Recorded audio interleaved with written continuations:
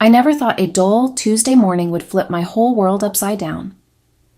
Sitting in that bright, too-cold community center with its smell of burnt coffee and floor cleaner, I expected nothing more than a tedious safety seminar.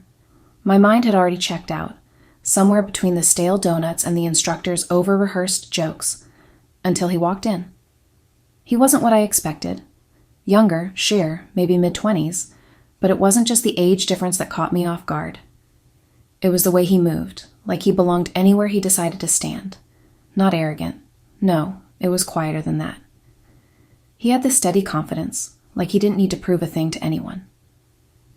I kept my eyes on the training manual in my lap, flipping pages just to look busy. But when he spoke, his voice was deeper than I imagined, smooth but not too polished, carrying just enough roughness to make my pulse stutter.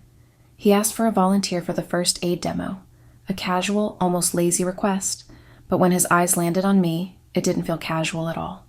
Before I knew it, my hand was up, almost as if it had a mind of its own. People chuckled around me, polite, harmless, but my skin flushed warm beneath my blouse. He gestured me to the front, and I forced a tight smile, keeping my steps measured though my knees felt like rubber bands ready to snap. The moment I stood beside him, I felt it. That invisible thread, pulling tight between us, so taut it felt like the room had emptied, leaving just the two of us inside a bubble of quiet tension. He explained the rescue breathing method, pointing out the angles, the hand positions, and then, like it was the most natural thing in the world, he said, "Let's give it a try." His lips curved, not quite a smile, but something close enough to heat the air between us. I nodded because I didn't trust my voice. Leaning in, I caught the scent of fresh soap and something clean, almost citrus, like the kind of aftershave men use without thinking about it. His breath brushed my cheek first, sending a shiver racing down my spine. And then, it happened. Our lips met. Not for long, not enough to be anything beyond a demonstration, at least that's what I told myself later, but it didn't feel clinical. It didn't feel like a routine exercise. It felt like crossing a line I didn't even know was there until I stepped over it. When I pulled back, my heart rattled in my chest, wild and untamed. My hands trembled slightly as I tucked my hair behind my ear, forcing a casual laugh I didn't feel. He looked at me for a heartbeat longer than necessary, something unreadable flickering in his eyes before he turned back to the group.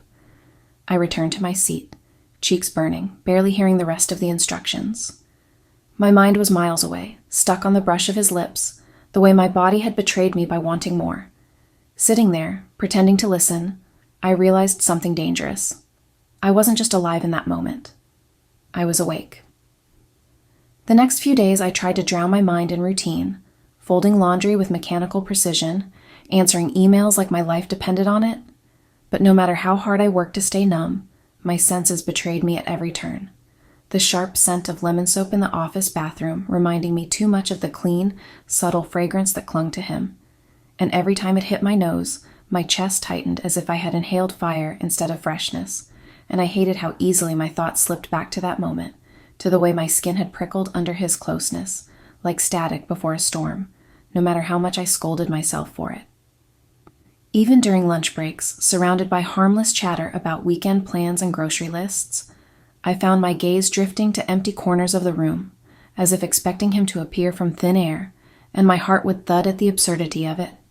Yet the ache never quite faded. It simmered quietly beneath the surface. At one point, while I was refilling my coffee mug, my colleague smirked with that knowing glint in her eyes and teased, "Looks like that safety training left a lasting impression, huh?" And I forced out a dry laugh, waving her off like it was nothing, like the flutter in my chest wasn't screaming to be noticed, like her words hadn't yanked a thread I was desperate to keep from unraveling. Driving home that evening, I caught myself taking the longer route, windows cracked just enough to let the cool spring air slip through, as if a different breeze could carry away the lingering heat under my skin, but it didn't. And when I finally pulled into the driveway, I stayed in the car with the engine off, hands gripping the steering wheel too tightly, eyes fixed on the front door of my quiet, predictable house, unwilling to cross that line back into routine just yet. There, in the hushed stillness of my parked car, I allowed the truth to bubble up. No more excuses, no more pretending. I wanted to see him again, not by accident, not by chance, but because I craved it like air, because the thought of not crossing paths felt suddenly unbearable, and in that private, silent confession, something inside me shifted irreversibly. When I walked through the front door that evening, I didn't expect to find the lights dimmed low, the flickering of candles casting soft shadows across the living room, the familiar scent of my favorite dinner filling the air like a memory I had almost forgotten. And for a heartbeat, I stood frozen in the doorway, caught off guard by the effort he had put into something we used to do all the time but hadn't done in what felt like years. He appeared from the kitchen holding a dish with a proud little grin, telling me he thought we could use a nice dinner together. And though my lips curved into a polite smile, inside my chest something pinched tight, a mix of guilt and surprise swirling so fast I couldn't catch my breath. We sat at the table, the soft hum of music playing in the background, a familiar old playlist we'd made back when we still talked about things like weekend getaways and silly dreams, and our conversation drifted over harmless topics, work schedules, a neighbor's new dog, the forecast for the weekend. As if neither of us dared to step into deeper waters, as if we both knew there was something fragile hovering between us, but were too afraid to acknowledge it. The food was good, the wine smooth, and for a moment, I almost let myself relax into the comfort of it all. But beneath my polite laughter and nodding along to his stories, my mind kept flickering to the wrong place, to a pair of younger eyes watching me with quiet intensity, to a brief brush of lips that had left a heat nothing else could match.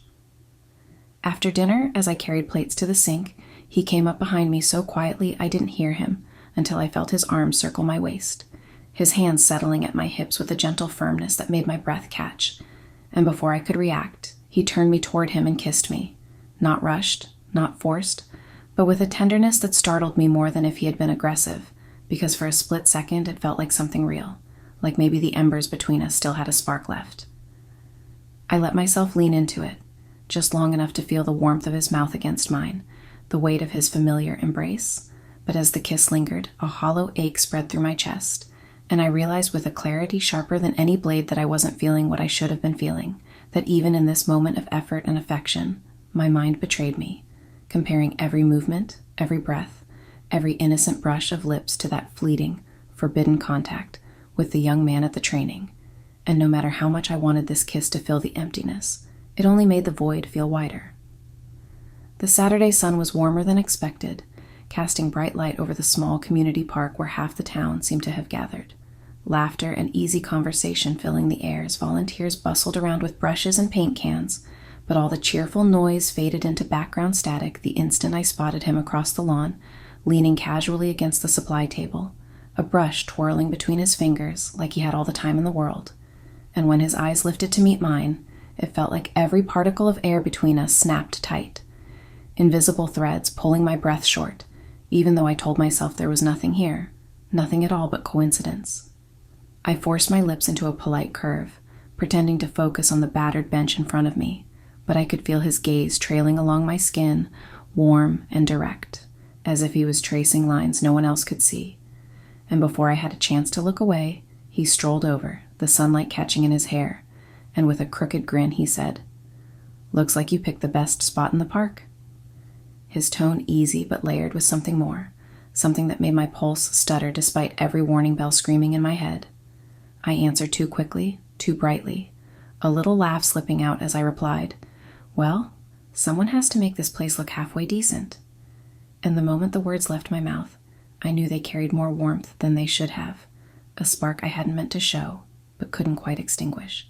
Before I could step back, we were paired together by the coordinator, handed matching paintbrushes, and assigned to freshen up the line of worn-out benches along the walking path, and working side by side, close enough to feel the heat rising off his skin, I found my hand brushing against his more than once, the soft drag of wood and bristles crossing in the narrow space between us, leaving thin smears of green paint on my knuckles that somehow felt more intimate than any words could have. He noticed, of course he did, his smile tilting just slightly as he wordlessly reached out, his fingertip grazing the spot where the paint had marked me.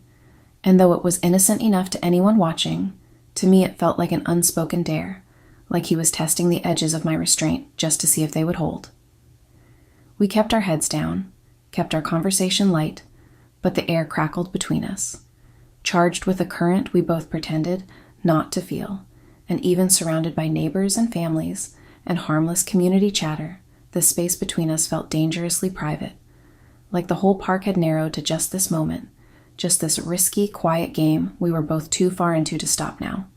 The hall had emptied faster than I expected.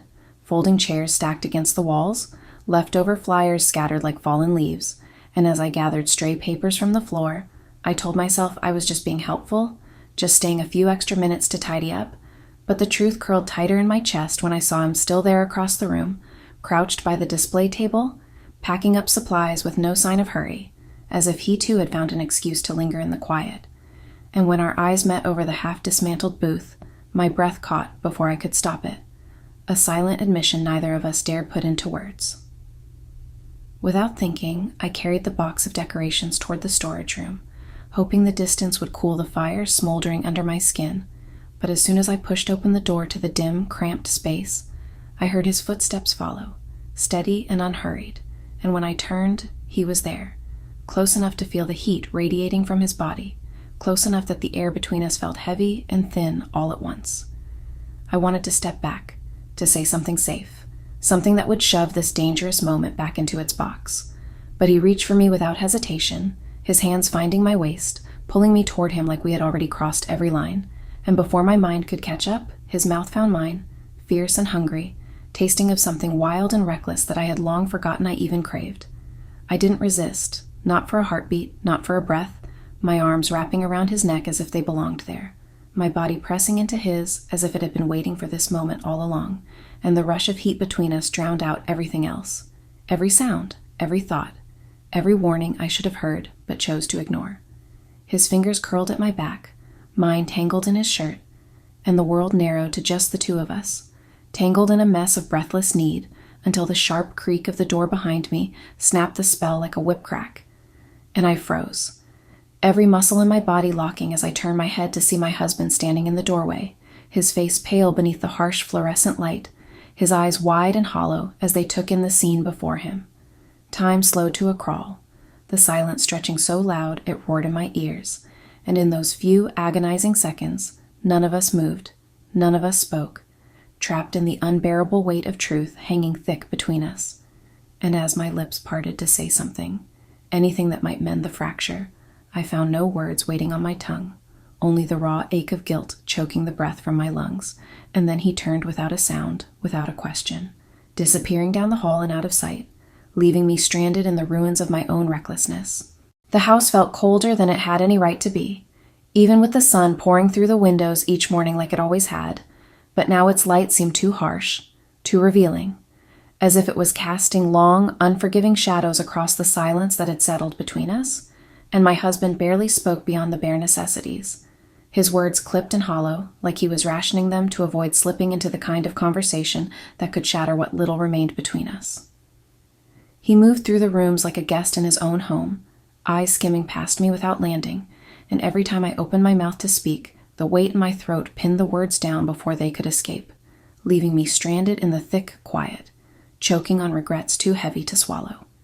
At work, the air was no kinder, filled with undercurrents of glances that darted away the second I looked up, whispers that faded the moment I stepped closer. And though no one said it outright, the shift was unmistakable, as if the invisible lines of my life had been redrawn overnight, pushing me to the edges of the circle where I used to belong. Even my closest friend, who once filled every conversation with light-hearted teasing and familiar jokes, now kept her words measured and safe, her laughter guarded, like she no longer knew which version of me she was speaking to, or maybe she did and simply didn't like the answer. The young man, the spark that had ignited this firestorm, vanished just as swiftly as he had appeared.